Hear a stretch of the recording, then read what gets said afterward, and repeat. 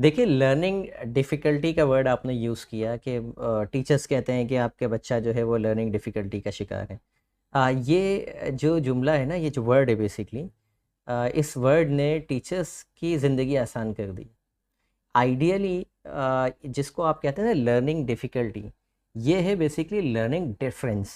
यानी एक बच्चा जो जिनके बारे में असातिज़ा या दीगर लोग ये कहते हैं कि ये पढ़ नहीं पा रहा, वो बेसिकली एक ख़ास सिस्टम के तहत पढ़ाया जा रहा होता है वहाँ पर, और उस सिस्टम में जब वो एडजस्ट नहीं हो पाता तो हम कहते हैं कि ये जो बच्चा है ये लर्निंग डिफ़िकल्टी का शिकार है। एक्चुअली में ये वर्ड होना चाहिए टीचिंग डिफ़िकल्टी। यानी इस बच्चे को, लेट्स सपोज़ वो डिस्लेक्सिया का बच्चा है, या वो ऑटिज़्म का शिकार बच्चा है, या वो एडीएचडी जो है उस बच्चे को है। ये कुदरती चीज़ें, कुदरती मामलात हैं, इसमें इस बच्चे का क्या कसूर है? तो ये जो लर्निंग डिफरेंस अब इन बीमारियों की वजह से आप इसको बीमारी करें या कहें या डिफरेंस कहें, की वजह से जो उसका सिस्टम एक अलग तरीके से काम कर रहा है, उसको हमने कह दिया कि भाई लर्निंग डिफ़िकल्टी से, या ये स्लो लर्नर है। बहुत सारे लोग जो है वो अपने बच्चों को स्लो लर्नर समझ गए होते हैं, या उनको भी ये टाइटल दे दिया जाता है कि आपका बच्चा तो स्लो लर्नर है। ये सारी चीज़ें आती हैं टीचिंग डिफ़िकल्टीज़ के अंदर। यानी टीचर्स को ये डिफ़िकल्ट होता है बच्चे को पढ़ाना, तो वो अपनी ज़िंदगी आसान करने के लिए वो ये तो नहीं कहते कि टीचिंग डिफ़िकल्टीज़ हो रही हैं, वो कहते हैं लर्निंग डिफ़िकल्टीज़ का शिकार है आपका बच्चा। देखिए, एक बात याद रखिए कि अगर आपका बच्चा, पहले तो चेक कीजिए कि आया वाक़ई बच्चे के अंदर डिफ़रेंस है, यानी लर्निंग डिफ़रेंस का शिकार है, उसको उसको एक अलग तरीके का एनवायरनमेंट चाहिए, क्योंकि वो डिफ़रेंट पैदा हुआ है ना, अल्लाह ताला ने उसको डिफ़रेंट बनाया, इसमें उस बच्चे का कोई कसूर नहीं है। अब उसको हम एक बच्चे को, एक मछली को कह रहे हैं कि भाई तुम झाड़ पे चढ़ के दिखाओ, और उसमें वो नहीं चढ़ चढ़ पा रही, तो अब हम कह रहे हैं कि जी ये तो जो ना है ही नहीं, इस काबिल ही नहीं है ये, तो उसकी स्किल्स कहीं और हैं। बिल्कुल इसी तरीके से वो बच्चों को पढ़ाने का एक अलग तरीक़ेकार होता है, एक अलग तरीक़ों से उसको पढ़ाया जाता है। अच्छा, ये तो है कि ख़ास वाक़ई ही उस बच्चे के अंदर ये प्रॉब्लम है, यानी वो डिस्लेक्सिया का शिकार है या एडीएचडी का। यहाँ तो 50% 70% इन इन चीज़ों का शिकार ही नहीं है, वैसे ही उन पे लेबल लगा दिया जाता है, वालिदैन की तरफ से लगा दिया जाता है।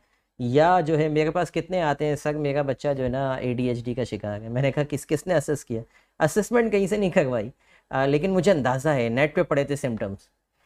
मतलब आप वैसे ही यही सेम टीचर्स उसके ऊपर लेबल करके भेज देते हैं घर पे कि आपका बच्चा स्लो लर्नर है, आपका बच्चा लर्निंग डिफ़िकल्टीज़।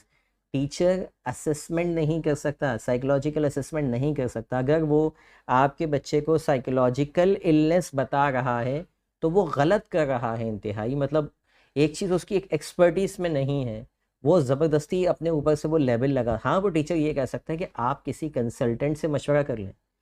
लेकिन अगर वो खुद से स्लो लर्नर का टैग लगा रहा है, खुद से जो है लर्निंग डिफ़िकल्टी का टैग लगा रहा है, तो वो अपने पेशे के साथ जो है वो इंसाफ़ नहीं कर रहा है, ये उसका काम नहीं है।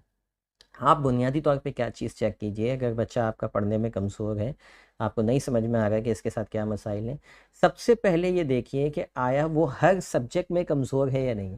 क्योंकि अगर बच्चे के साथ वाक़ई ही लर्निंग डिफ़रेंस का वो शिकार होगा, या उसके साथ वाक़ई साइकोलॉजिकल इश्यूज़ होंगे, तो वो सारे सब्जेक्ट में आ रहे होंगे।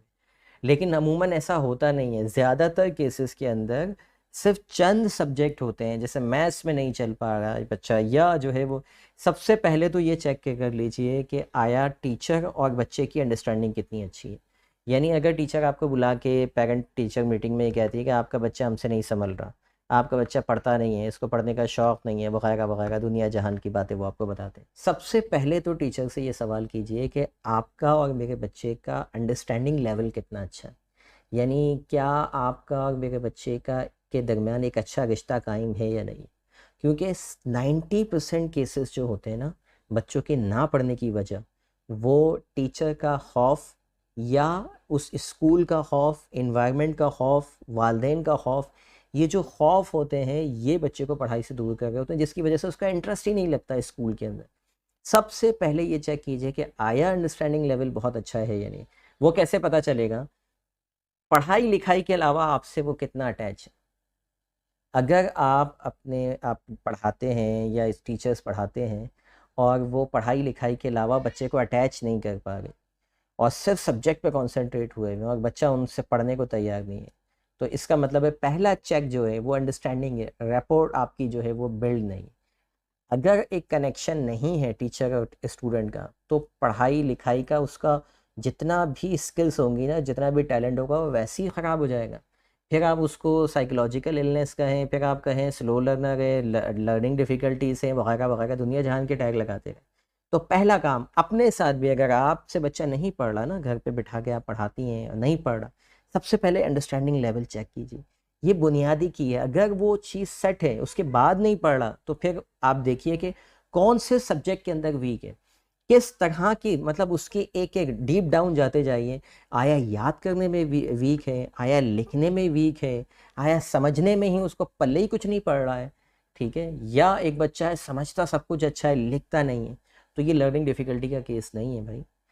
बस उसको स्ट्रैटेजी सही समझ में नहीं आ रही, उसको डिफरेंट आइडियाज़ मिलेंगे, डिफरेंट तरीके से आप अपने पढ़ाने के स्टाइल के अंदर तब्दीली लेके आएंगे, वो बच्चा चल पड़ेगा।